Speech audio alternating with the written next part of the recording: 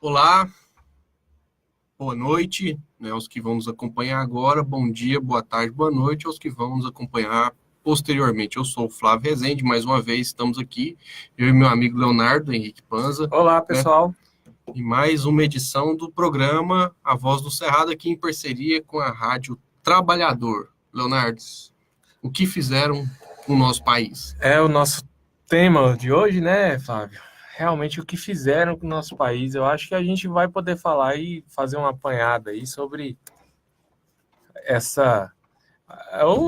Vamos usar a palavra, o palavreado que eles dizem, né? Essa suposta nova era, né? Qual é Isso. essa nova era? Para quem é essa nova era? Quem está ganhando com essa nova era? Quem está perdendo nessa nova era? Vamos procurar entender isso daí de uma forma mais quantitativa, né? Com qualidade. Vamos lá. Pois é, Leonardo. Assim, a nova era começou com possibilidades aí de perdas bilionárias para o agronegócio brasileiro, né? Sim. A trégua comercial entre a China e os Estados Unidos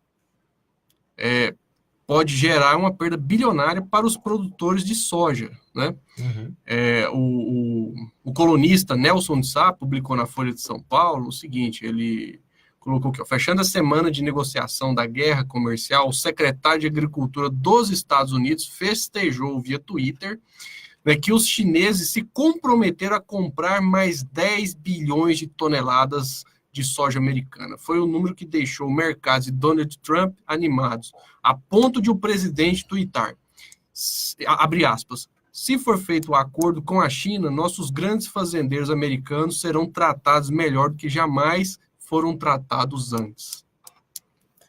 Isso daí é para quem tá vendo e ouvindo a gente aí achar que faz parte da nova era, né? Na verdade, a nova era, pessoal, é para esse pessoal aí mesmo dos Estados Unidos, tá? A grande elite burguesa do mundo, inclusive, é a elite burguesa norte-americana, né?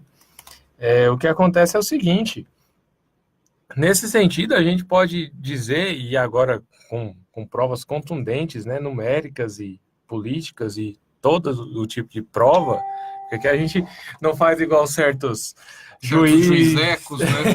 a gente tem as provas, né, do que a gente fala. O que acontece é que o reinado neofascista do Donald Trump utilizou do Bolsonaro como uma bucha de canhão para destruir as relações é, equilaterais, né? Bilaterais que o Brasil tinha com a China, de igual para igual, Que relações. A China que é o maior parceiro comercial do Brasil. Exatamente, relações abertas, francas, bilaterais.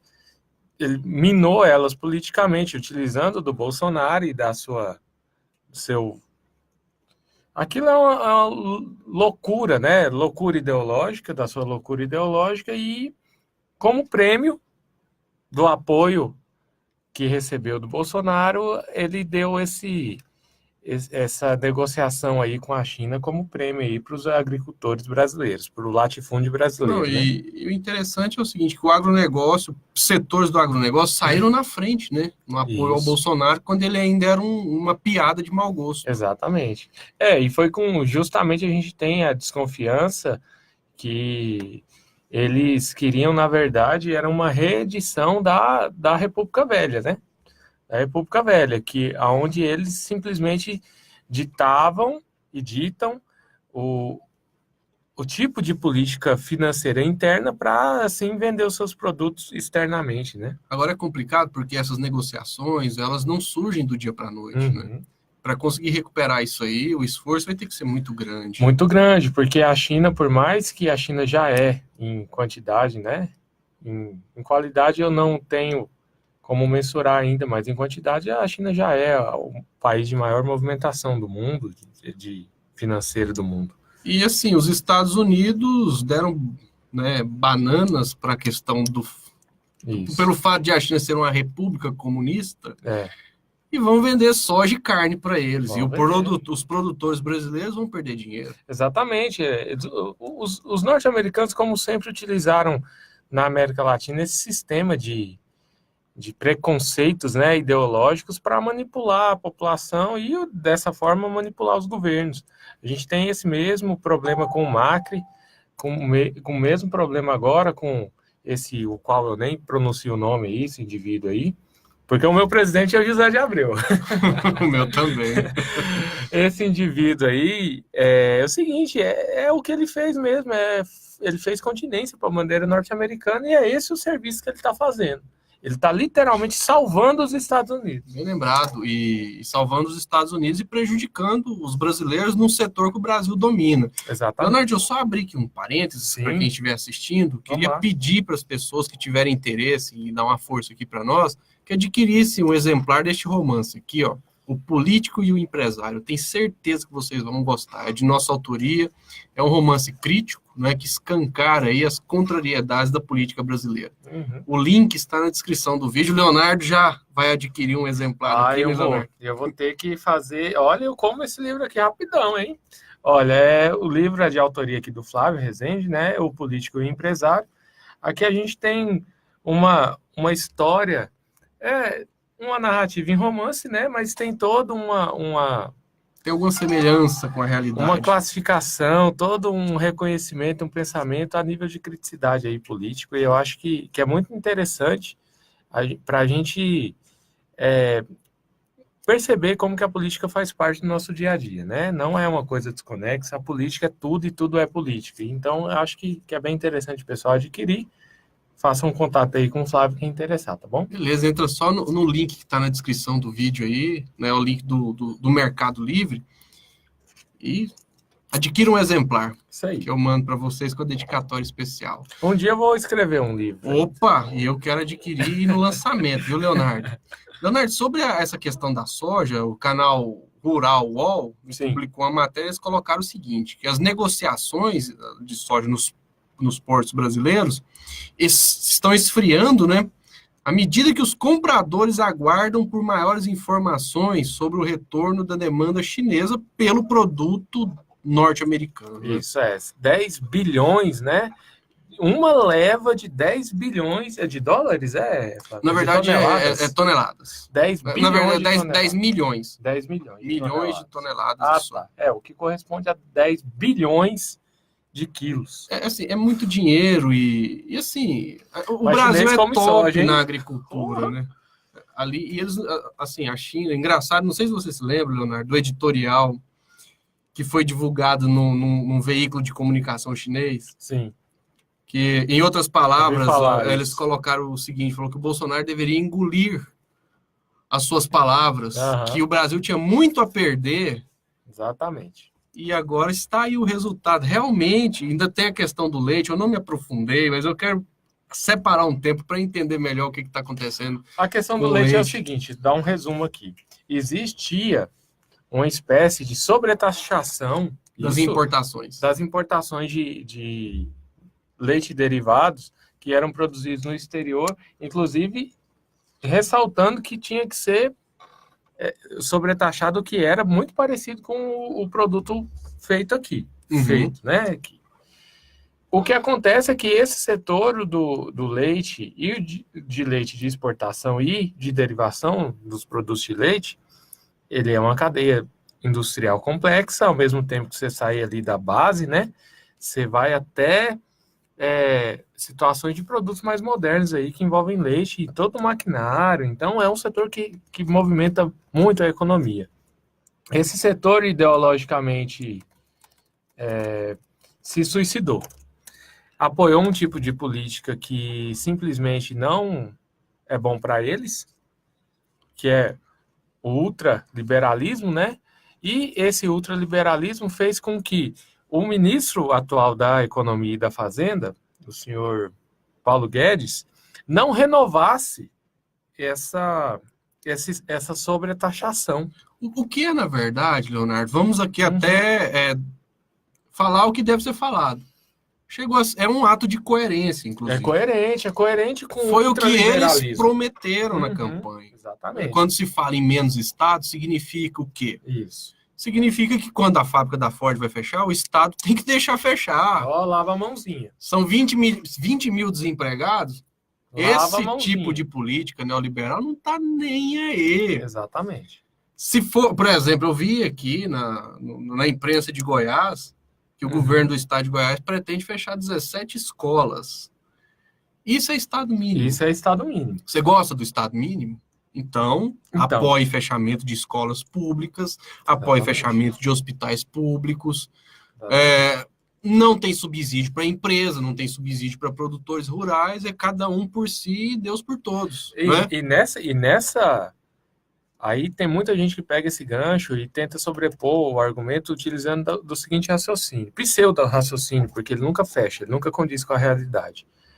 De que, não, mas aí com menos Estado, o Estado vai gastar menos com essas bobeiras e vai passar a investir nas pessoas e no que interessa, nos serviços ao público. Cara, pode ser raciocínio.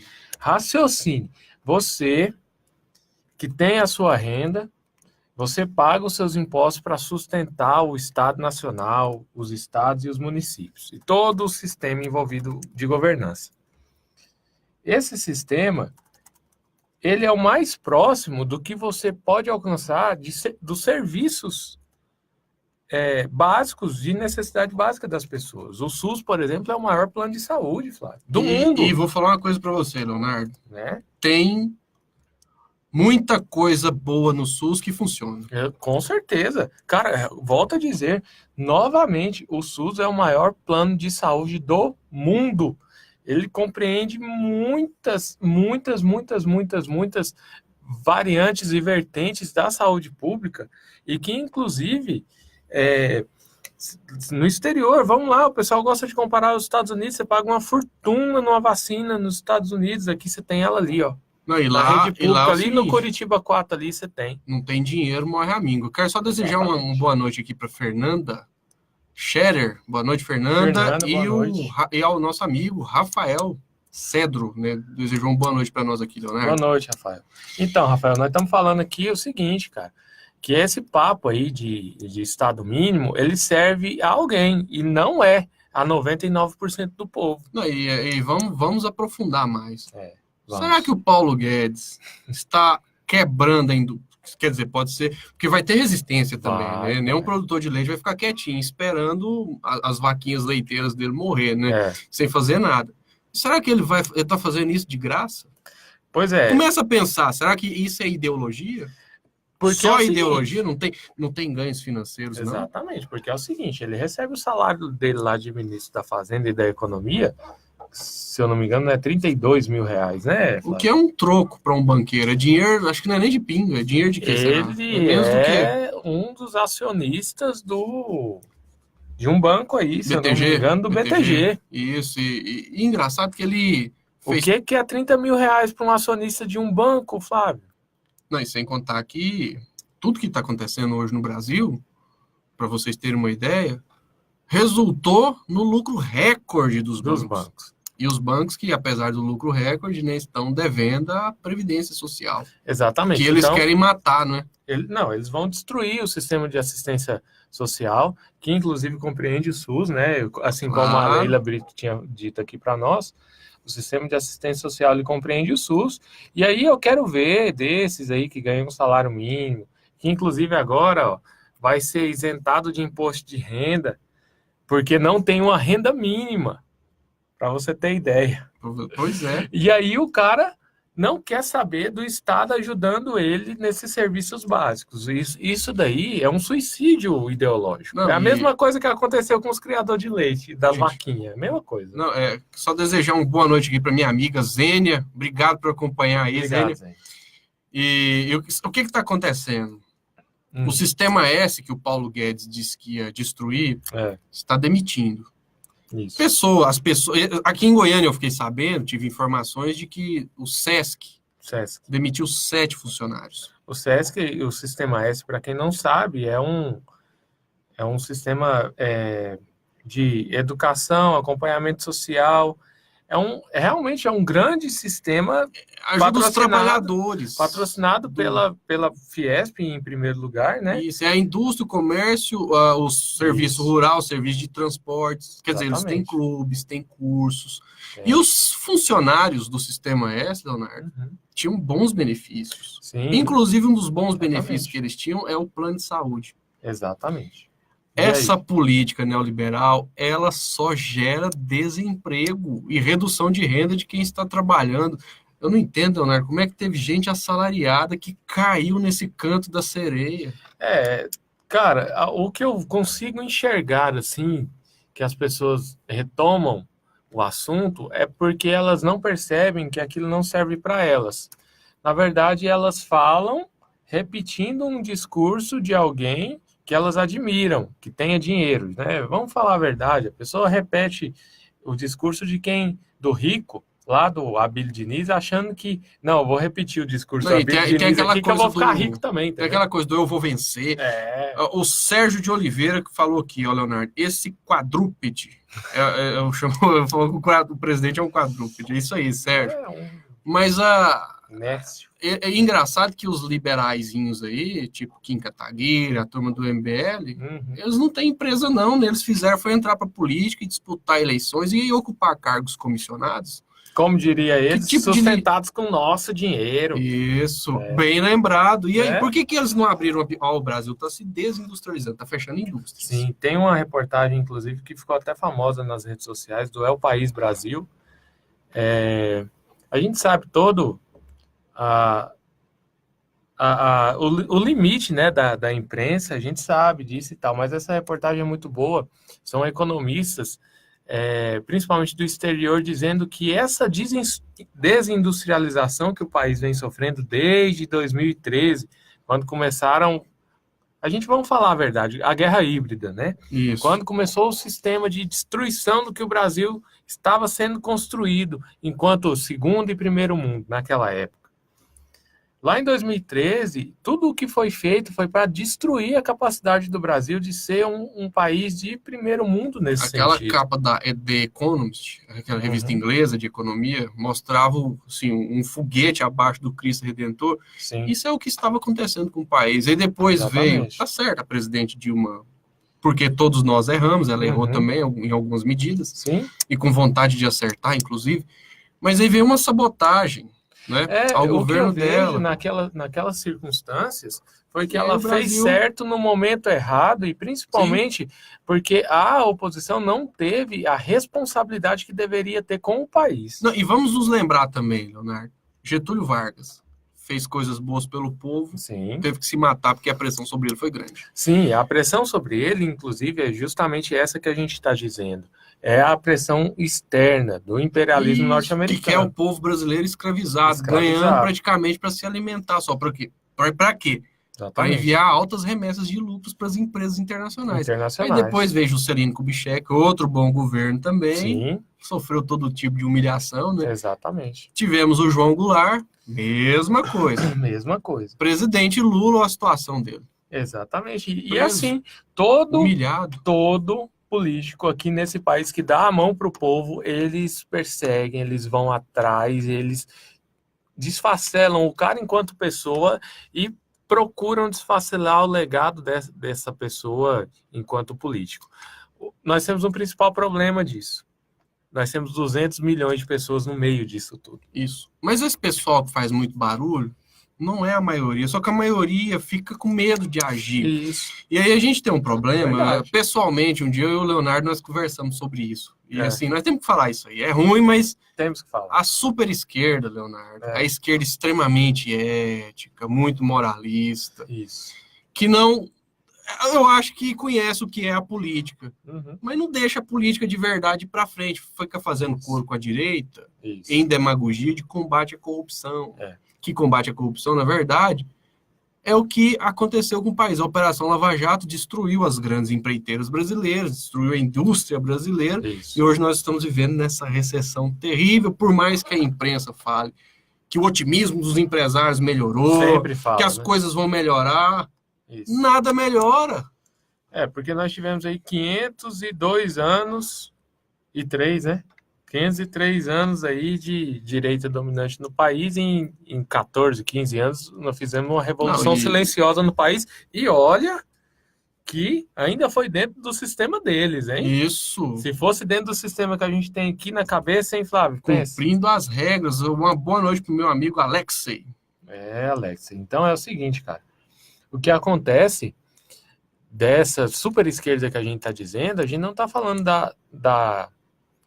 dos congressistas, por exemplo, que têm posições mais à esquerda do que os atuais que estão eleitos. A gente não está falando deles. Nós estamos falando de quem utiliza dessa suposta posição mais à esquerda para necessariamente fazer uma crítica que não vai desenvolver, que não vai ter as necessidades do povo contempladas. Que não coloca, vamos ser francos, não coloca um tijolo numa obra pública. Que o que de fato importa é o que, Leonardo? É ética, moralidade, todo mundo limpinho, sendo que isso é impossível? Exatamente. Ou é um processo de expansão da infraestrutura? Iniciar um programa nacional de infraestrutura, nós precisamos de construir, nós temos que construir pontes, ferrovias, hidrovias, escolas, hospitais. Escolas. E outra coisa, isso se quando faz a gente com fala política, isso, com acordos, não adianta, a gente tem que começar a falar essas coisas. Quando a gente fala isso, não é porque a gente é a favor de corrupção, claro que quer fazer coisa antiética, a gente não tem nada a ver com isso. Quando a gente fala isso, é o seguinte, é porque você não pode usar esse freio moral burguês, né, esse freio moral que alguém disse que você não pode fazer isso, justamente para combater quem faz isso, no seguinte sentido. Estou lá fazendo uma obra pública. Qual que é a decisão de fazer essa obra pública? É uma decisão política. Política, pois bem. Quando essa obra pública, por exemplo, é um túnel para passar carro ali do Marista aqui para o Bueno, você não vai ter a imprensa contestando a obra, você vai ter a imprensa burguesa questionando a moralidade da obra, de quantos milhões, mas quando você tem R$60 que a mesma prefeitura passa para milhares de pessoas não morrerem de fome e gasta aquele mesmo dinheiro, nossa, aí você tem os moralistas aí vem aquelas palavras nojentas, né? Aí tem que dar a vara para pescar. Olha, isso aí, ainda bem, Leonardo, que eu tô vendo uma coisa positiva. A turma tá deixando de ser purista e tá respondendo à altura. Não, com certeza. Diante de um falso moralista, porque ele essas é pessoas falso. que são falsas, são pessoas mentirosas. Esse pessoal que foi para as ruas de camiseta da seleção brasileira, a maioria, pode ser que um ou outro é desorientado e estava lá, mas uma maioria, um bando de gente que não se importa com combate à corrupção, coisa nenhuma. O que incomodou eles foi a ascensão das pessoas mais pobres. Com certeza. Só que eles deram um belo de um tiro no pé, porque esse governo do Bolsonaro vai encolher a classe média. Sim. E aí, nesse sentido que a gente diz que a gente é contra essa super esquerda purista e inclusive conservadora nesse sentido. Isso. Porque é um conservadorismo burguês. É um conservadorismo com o que acontece dentro do nosso sistema, mas que não necessariamente é errado, mas é errado para eles. Isso. Entendeu? Só que na hora do Sérgio Moro também proteger o Laranjal do Bolsonaro e ninguém fala nada, né? Ah, inclusive, Leonardo, você viu que ele sobre ele agora? Teve que voltar atrás numa nomeação lá? Então, você tem a notícia aí da nomeação que ele voltou atrás? Buscar agora, o nome da pessoa lá que... Isso, então vou te dar aqui um resumo, né? Foi o seguinte, ele estava fazendo um apanhado ali para o Ministério, porque não teve transição, né? A gente não sabe quanto foi gasto nessa transição, porque o próprio governo colocou sigilo nos gastos da transição, tá? O governo moralista aí. O que acontece? Ele ainda montando lá a parte do ministério, ele chamou uma especialista que foi indicada lá e tal, chamou ela, vamos trabalhar aqui com a gente no departamento para a gente organizar essa questão das armas, da segurança pública, levando uma pessoa que leva a sério. Isso. Os bolsonaristas fizeram pressão, né? Aí o que acontece? O cara, que agora é ministro da Justiça tem uma outra atribuição para ele, ministro da Justiça e da Segurança Pública, dizendo ele, né? Uhum. Ele, que tem supostamente carta branca do presidente para investigar o próprio partido do presidente. Mas não tem condições de nomear Ele não tem condição de nomear um auxiliar de terceiro escalão. Aqui, o nome dela é Ilona, eu não sei nem como é que pronuncia, Ilona Sasbó. Aqui, ó. Zasbodos. Aí. Ilona Zaibó. O que acontece? Cara, a mulher ia ser auxiliar de terceiro escalão dentro do Ministério da Segurança Pública e da Justiça. E esse cara que não segurou o rojão de uma nomeação dessa, e olha que ela é qualificadíssima. Imagina o tamanho da humilhação que esse Sérgio Moro passou, né? Não, cara, eu quebrava os espelhos da minha casa, que eu ia ficar com vergonha. Mas ele vai ficar desempregado, Leonardo.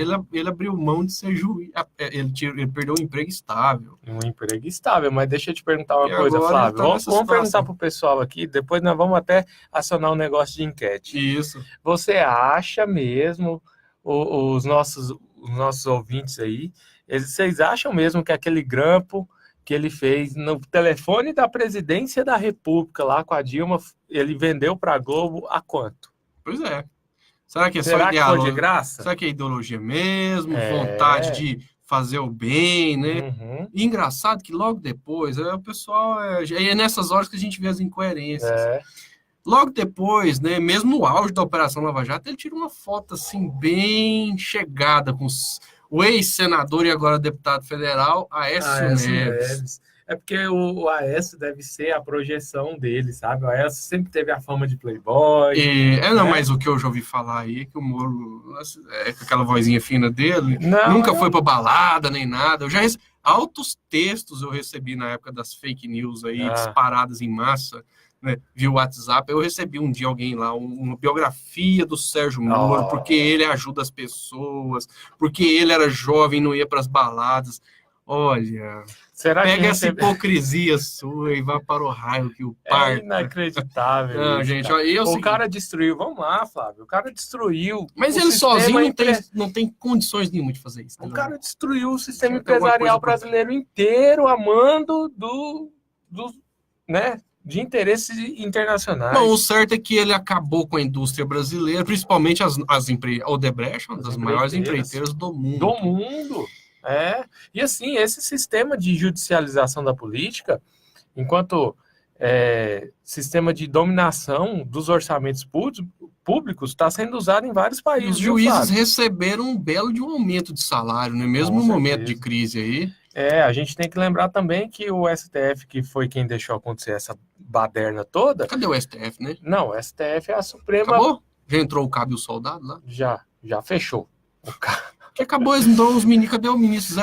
Cadê o ministro Barroso com aquela imponência, né, demagógica dele? Libertária, das liberdades individuais.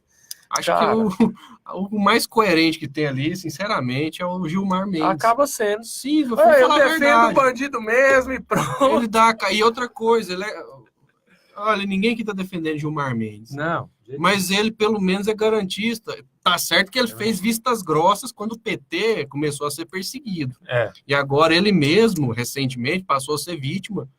Isso, ele conseguiu neutralizar, mas ele começou a sofrer lawfare também, né? Perseguição judicial. Aí ele conseguiu neutralizar lá. Porque esse monstro, que é o lawfare, ele é um instrumento de dominação político através dos meios judiciais, tá? Isso. Quando... deixando claro aí para o pessoal que escuta a gente, quando a gente fala lawfare, na verdade, é um sistema de dominação da política através de meios judiciais. Então, vai envolver juízes, procuradores e quem toma as decisões dentro do sistema judicial de um país. Nesse caso, aqui no Brasil, as togas substituíram as fardas da década de 60. Sim. Isso não foi só aqui no Brasil. Foi na Argentina, Equador. No Equador. O ex-presidente Rafael Correa não pode voltar para o país. E olha que ele fez uma bela de uma administração. O Rafael Correa salvou o Equador e apertaram tanto o cara que foi sucessor dele, que tinha sido vice dele, que fez igual o Temer fez com o nosso programa de governo. Traiu o programa de governo, entregou novamente o orçamento do governo do Equador para os rentistas e o povo já está voltando a ficar na míngua novamente. E assim, aí eles fizeram, Leonardo, né, a reforma trabalhista, aprovaram a PEC, na época 241, na Câmara dos Deputados, 55 no Senado, e agora se transformou em emenda constitucional 95. A PEC do fim do mundo. PEC do fim do mundo, e que realmente está acabando com a vida de muitos brasileiros. E o resultado disso, dessas reformas, que eles, por exemplo, eles falaram que a reforma trabalhista ia gerar empregos, mas o último resultado do IBGE aqui é o seguinte: o desemprego subiu, né, e agora atinge 12,7 milhões de pessoas. Então vamos lá, a notícia é que pro mês de... No último trimestre. Então vamos lá, no último trimestre aqui no Brasil, o IBGE soltou a informação, né? Isso. Que o cálculo de desempregados já ultrapassa os 12 milhões. Só que aí tem um detalhe, olha só, a taxa de desocupação né, ficou em 12% em janeiro, né? Em janeiro.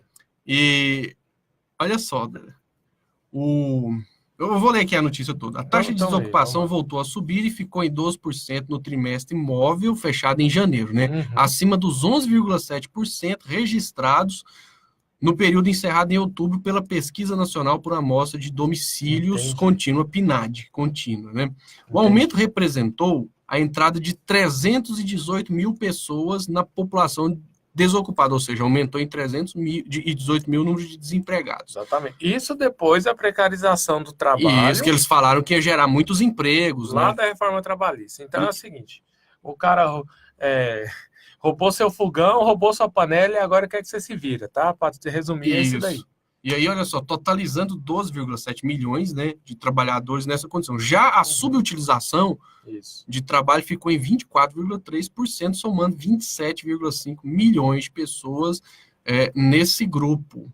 Então, a gente tem que lembrar que essas 27 milhões de pessoas são compreendidas dentro desse grupo, já dentro de uma conta... São pessoas que ganham menos do que a qualificação delas poderia proporcionar de salário. E, Leonardo, essa mesma gente aí que falou que tinha que aprovar a reforma trabalhista, tinha que aprovar a PEC da morte, agora está falando que tem que aprovar a reforma da Previdência, porque se não aprovar o Brasil falha. É mais uma mentira. É mais uma mentira. Vamos ser assim, a gente tem que começar a falar as coisas. No mínimo uma mentira no seguinte sentido, cara. Em todos os níveis de profundidade que você leva o assunto, no nível fiscal, fala assim, mas esse pessoal aí não está fazendo conta, essa Previdência não dá conta. Dá conta. Qual que é o outro argumento? Mas desse jeito vai quebrar. Não vai quebrar. Não quebra. Mas é porque vocês são cegos ideológicos. Cara, primeiro, se a gente fosse cego ideológico mesmo, a gente ia defender realmente o fim dessa Previdência e ir atrás lá de renda mínima. Isso. Né? A gente ia defender, na verdade, era algo muito maior do que eu até me lembro de uma entrevista da doutora Denise Gentil, que escreveu uma tese de doutorado. Não é uma qualquer, né? É uma doutora em economia. Só que os Olavetes agora não acreditam em quem... é só falar tem o contrário graduação, deles. Tem mestrado, tem doutorado, para eles não serve. Né? Só serve os analfabetos funcionais que replicam notícias falsas de corrente de WhatsApp. E ela falou o seguinte, não, a reforma que tem que fazer é para incluir mais gente, é para ajudar mais gente. Justamente, porque é o seguinte, pessoal, quando esse desgoverno aí sai privatizando tudo, ele está tirando a responsabilidade dele das coisas. A gente elegeu um governo... E sem contar que eles querem mesmo é ganhar dinheiro. Os poucos milionários e bilionários, eles olham para isso, eles iludem as pessoas, falando que estão preocupados com o Brasil, mas o que eles querem é encher o bolso deles de grana, dinheiro. E eles ganham muito dinheiro em cima da manipulação das pessoas. Da manipulação. As pessoas têm que compreender toda suposta notícia que principalmente esse pessoal dessa imprensa que a gente chama de imprensa nativa, né? Dessa imprensa nativa propaga, não é notícia, é propaganda, tá? Não é notícia, é propaganda. Você quer um exemplo, Flávio? Comentando hoje sobre isso, o Haiti, se eu não me engano, são 5 milhões de pessoas que tem no Haiti, não é? 5 ou 6, quase 6. Quase 6 milhões. E o que acontece? Na Venezuela hoje a gente tem mais ou menos também 10 milhões de pessoas por aí. Você tem no Brasil 16 milhões de miseráveis. E 50 milhões vivendo com R$400 por mês. Você o equivalente a 400 milhões. Então você tem uma Venezuela e um Haiti dentro do Brasil de miseráveis, e você não tem essa imprensa canalha e cínica preocupada muito menos... A imprensa podia andar nas ruas aqui em Goiânia e lá no Mar de Germana. Mas vamos mostrar ao povo daqui que está passando fome também. E que, inclusive, eram pessoas que estavam sendo atendidas ainda de maneira insuficiente, mas estavam sendo atendidas pelos programas sociais dos governos do PT. Exatamente. E assim, os programas sociais, a gente tem que falar um negócio aqui, né? Inclusive, como bom esquerdista, a gente tem que jogar limpo, cara. Isso. Os programas sociais dentro do capitalismo, eles não são nem de direita e nem de esquerda, eles são minimamente civilizacionais. O que, inclusive, dá uma melhorada na economia. Na economia. Né? Então, por esse âmbito, inclusive a superesquerda... O pequeno comerciante vende mais para o beneficiário do Bolsa Família. Nesse âmbito, a gente de esquerda, a gente defende os programas sociais por uma questão humanitária. Mas, se a gente for pensar na questão econômica, eles agem para a direita com muito mais efetividade do que a gente imagina.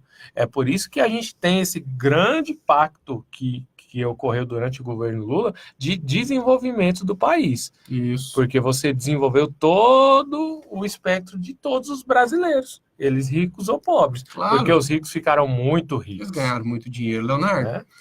E continuando aqui as informações dessa última pesquisa do IBGE, da última PNAD, olha só, a categoria dos trabalhadores por conta própria cresceu 1,2% na comparação com o trimestre anterior. Né? São 23,9 milhões de pessoas, o que significa um aumento de 291 mil pessoas nesse contingente, ou seja, as pessoas, né, vão para o desemprego e procuram uma forma de se virar. Né? Exatamente. Por outro lado, caíram os empregados do setor privado, né?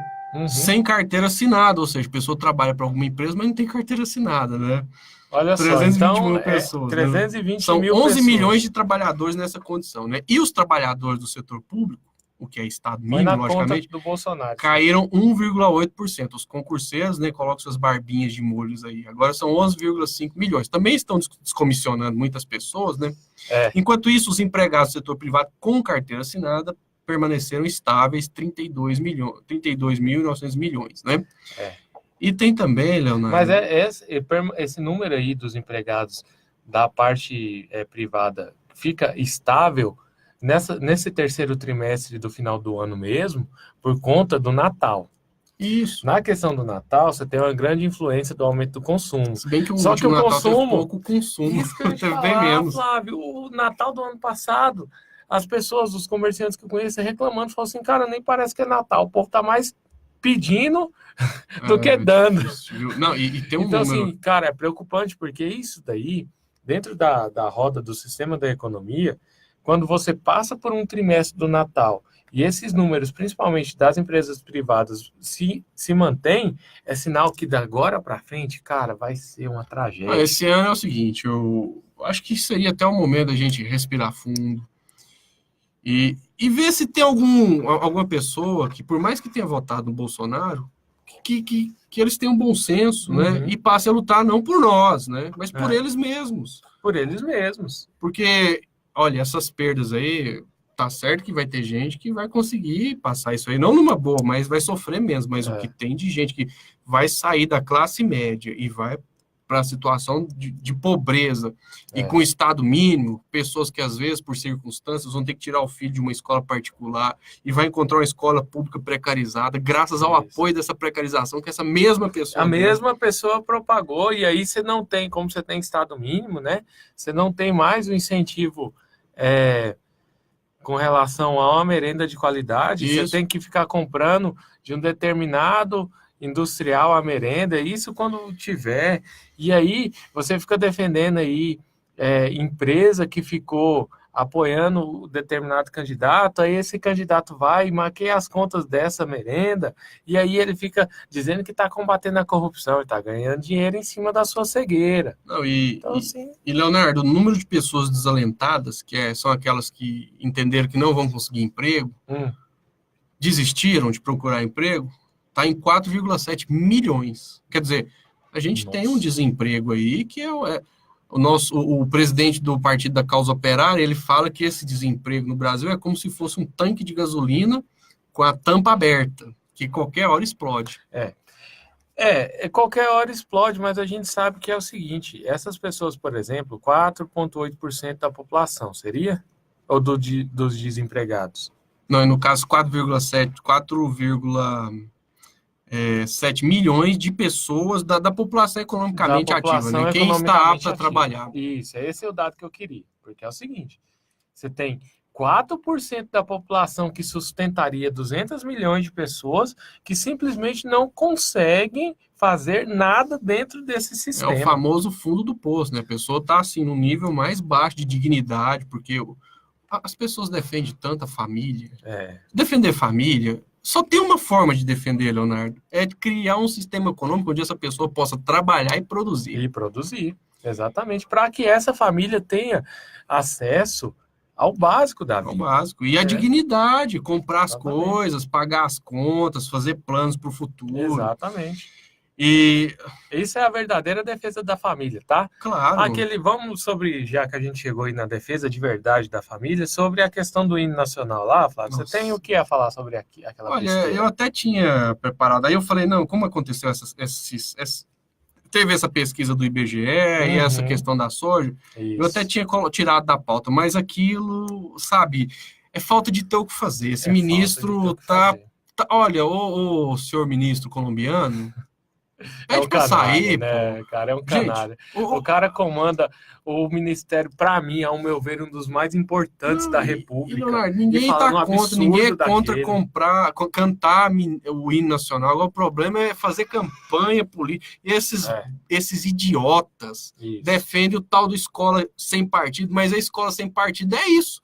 É fazer propaganda para direita burra. Exatamente. E agora é o seguinte, eles são tão cínicos que o cara voltou atrás e aí a gente teve que ir lá falar assim, para de defender esse absurdo, porque até o maluco lá voltou atrás. Não, e tem um detalhe, ele chamou os brasileiros de canibais, diz que brasileiro é ladrão, esse cara tinha que ser expulso do Brasil, tinha que ser banido. Não, primeiro que é um absurdo, cara. Você tem um colombiano que não sabe falar português, não me sabe, pelo amor de Deus. É por isso que esse governo não tem nada a ver com torcida, Leonardo. Não vai dar certo. Não é torcida. Primeiro, se torcer adiantasse, nós não tinha tomado 7 gols na Copa do Mundo, ô Calita. E eu tinha ganhado na Mega Sena da virada. Cara, onde que esse povo tá com a cabeça? Porque é o seguinte, eles falam essas coisas, Flávio, eu acho que é para se enganar. Sobre a questão do hino, o que eu acho é o seguinte, eu sei todos os hinos nacionais da bandeira da independência, inclusive, saudando o nosso glorioso Leonel Brizola, o hino da independência realmente é um senhor hino. Isso. Porque o hino nacional perto do hino da independência é reacionário, é um reaça. O hino da independência é lindo, maravilhoso. O que acontece é que essas mesmas pessoas que evocam esse hino dessa forma, quando sai um número de 12% da população passando fome, aí o cara evoca o hino nacional, é para esconder. Não, e quando a Embraer é doada para Boeing, eles não falam nada. Não fala nada. Vou bater continência e doar 100 bilhões de quando poço de prende petróleo. O almirante Otton, para tentar pegar o programa, a programa técnica nuclear dele de enriquecimento de urânio, ninguém fala nada. Ninguém fala nada. Então, peraí, cara. Bando de gente hipócrita. Porque assim, esse nacionalismo exacerbado, ele é utilizado principalmente para encobrir outras circunstâncias. E nessa situação que a gente se encontra, a gente não pode deixar isso passar, não, gente. Tá? O hino nacional, só para deixar aqui registrado, o hino nacional é de execução incentivada pelo governo através de lei federal, lei proposta pelo, inclusive, então, ministro Haddad, ministro da Educação, sancionado pelo presidente em exercício na época, o senhor José Alencar, né? José Alencar. Saudosa memória.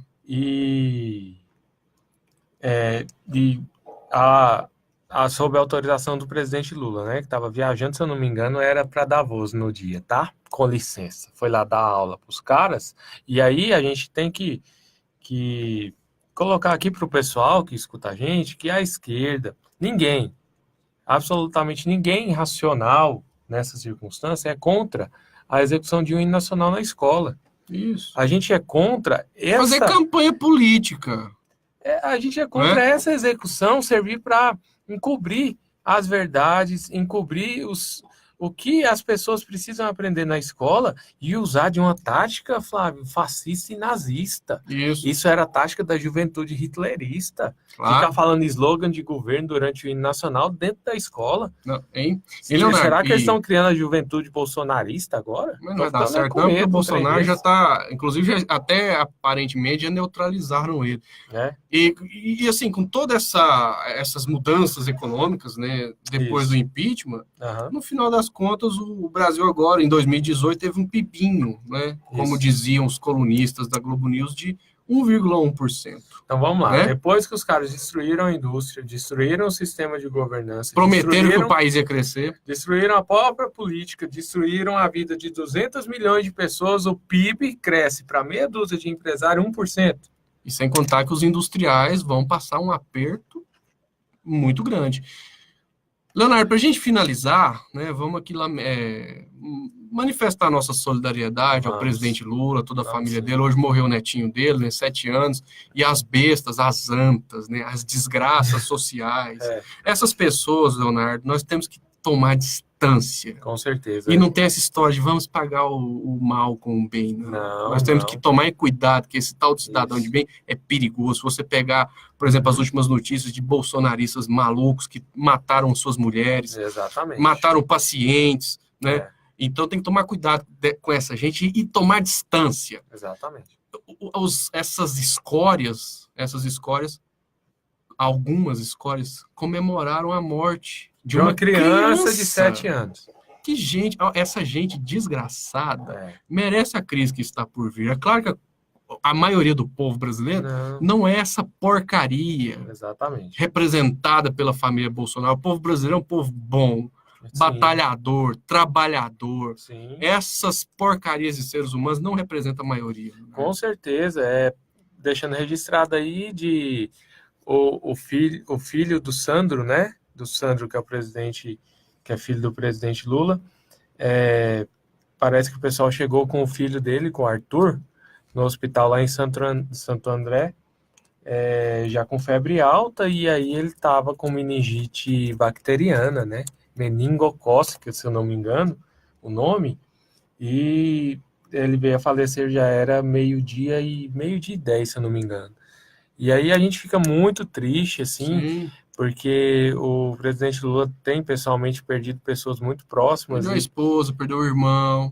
Pois é, e assim... E com a comemoração desses babacas, desses Ele é uma pessoa muito apegada à família dele, que sempre cuidou e batalhou demais pela família dele, tá? Já porque o pessoal quer defender a família aí, né? É um cara que, inclusive, tem o Brasil e os brasileiros como membros da família dele. Sempre cuidou do povo o quanto pôde, sempre fez tudo o que pôde pelo Brasil. E aí, meia dúzia de indecentes, porque essa é a verdadeira indecência. São pessoas desqualificadas. Isso não são pessoas frustradas. Pode até ter algum dinheiro, mas são frustradas.